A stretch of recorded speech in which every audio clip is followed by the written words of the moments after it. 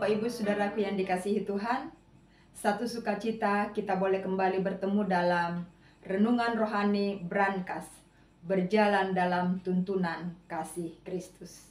Sebelum kita membaca dan merenungkan firman Tuhan, mari kita berdoa.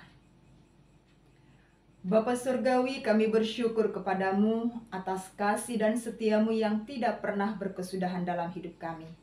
Saat ini kami kembali akan membaca dan merenungkan firman Tuhan. Kiranya Tuhan yang menuntun kami dengan hikmat dan kuasa-Mu, supaya dimampukan mengerti, memahami, dan menjadi pelaku dari kebenaran firman-Mu yang akan kami renungkan pagi ini. Dalam nama Tuhan Yesus kami sambut firman Tuhan. Amin.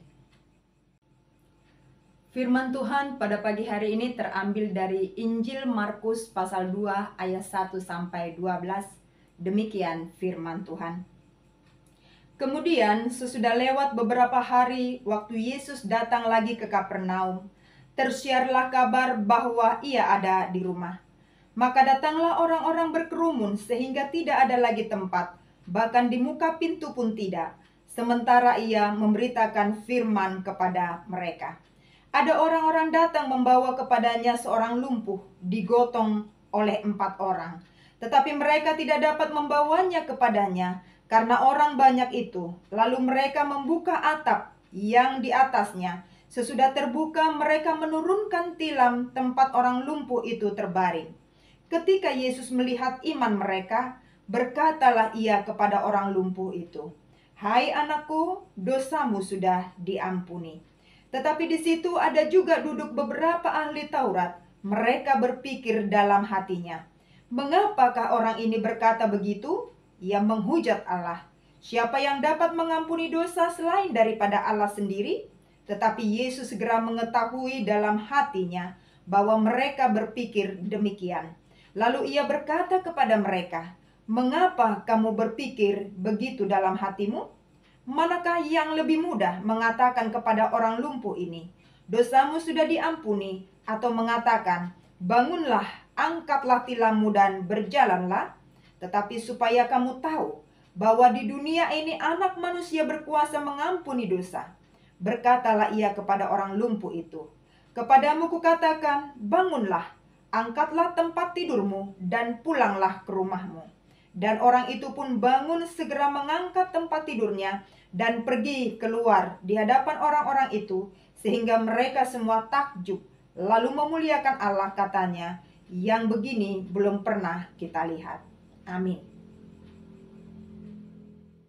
Tema renungan kita, bijak dan berbudi dalam kesulitan.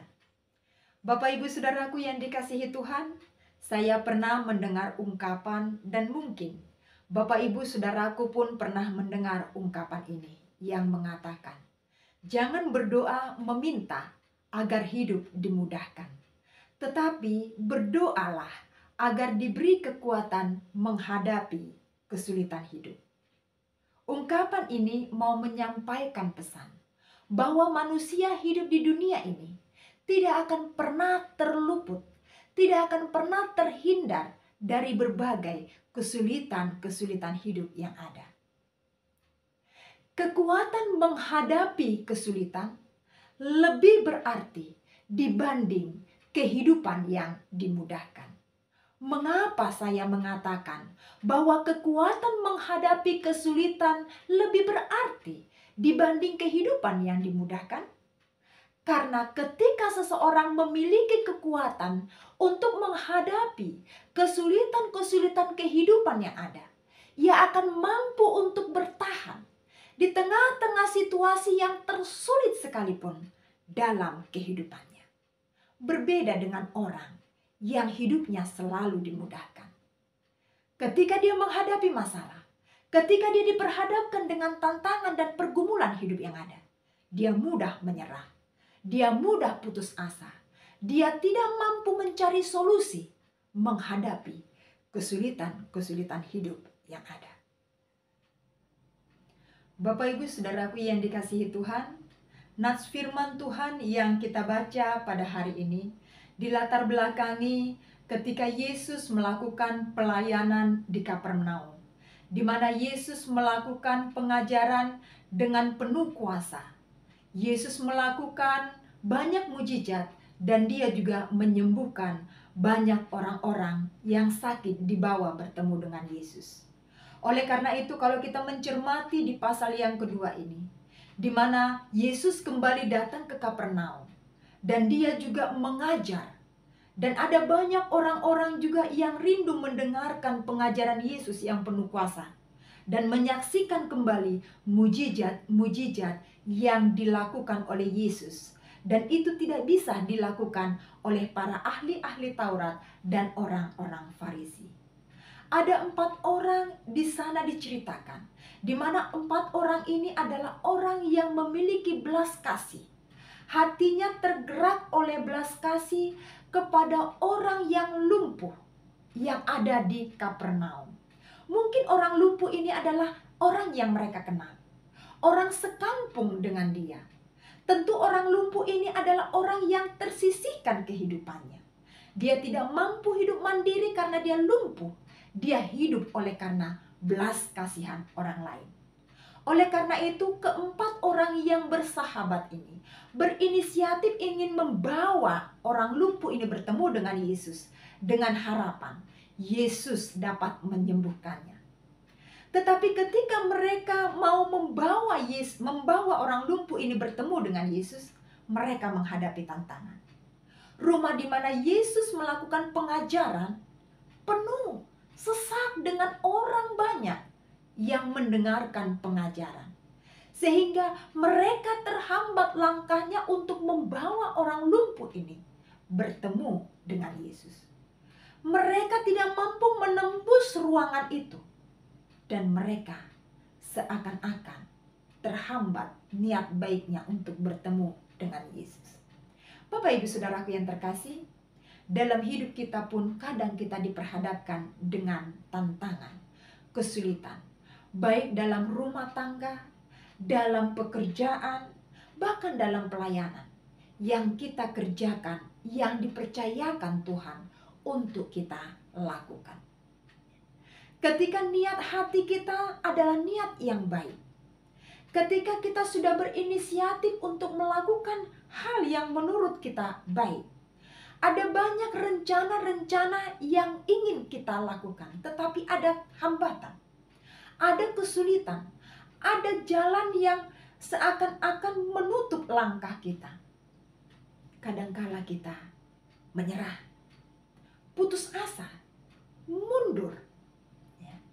Tetapi Bapak Ibu Saudaraku yang terkasih, apakah dengan kita putus asa, apakah dengan kita mundur, kita bisa memperoleh sesuatu yang membawa kita mengalami kuasa Tuhan?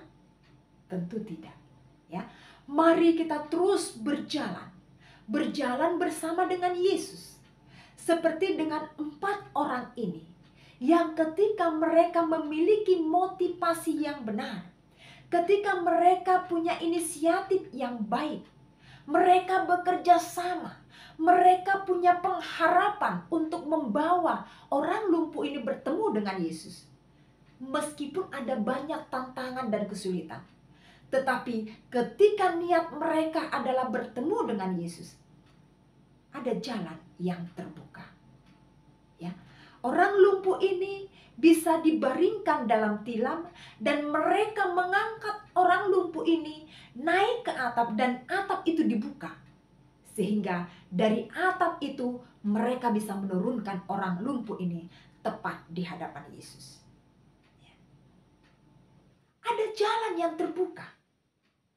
Ada jalan yang bisa diberikan ketika tujuannya mau bertemu dengan Yesus.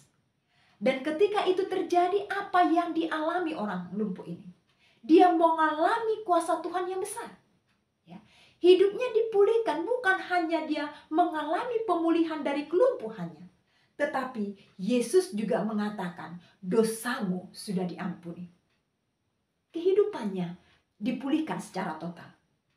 Dia mengalami bisa berjalan dan dia mengalami pemulihan di dalam kehidupannya.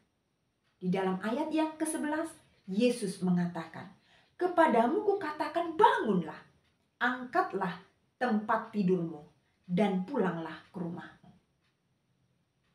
Bangun. Yang tadinya dia tidak mampu bangun sendiri.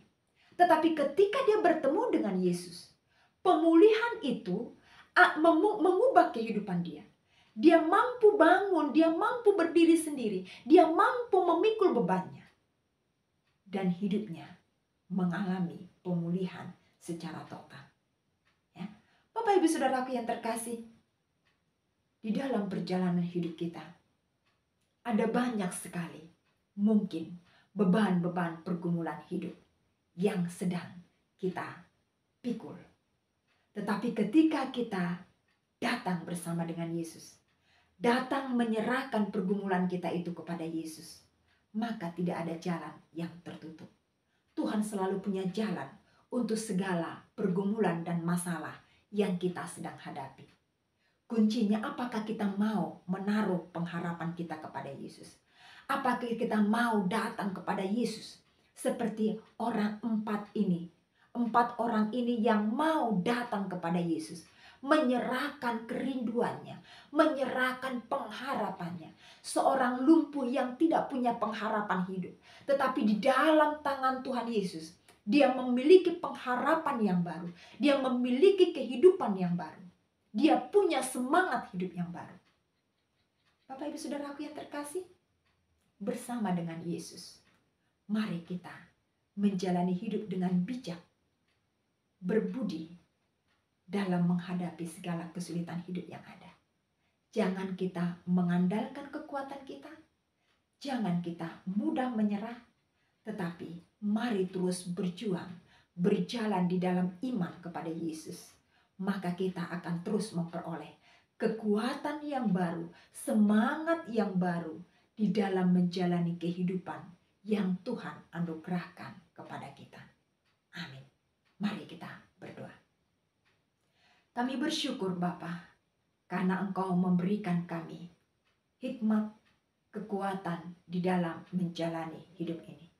Biarlah kiranya Engkau terus memampukan kami menjadi orang yang bijak dan berbudi di dalam menghadapi segala tantangan dan kesulitan hidup yang ada.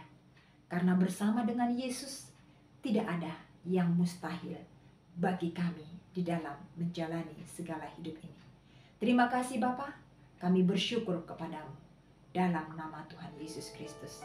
Amin.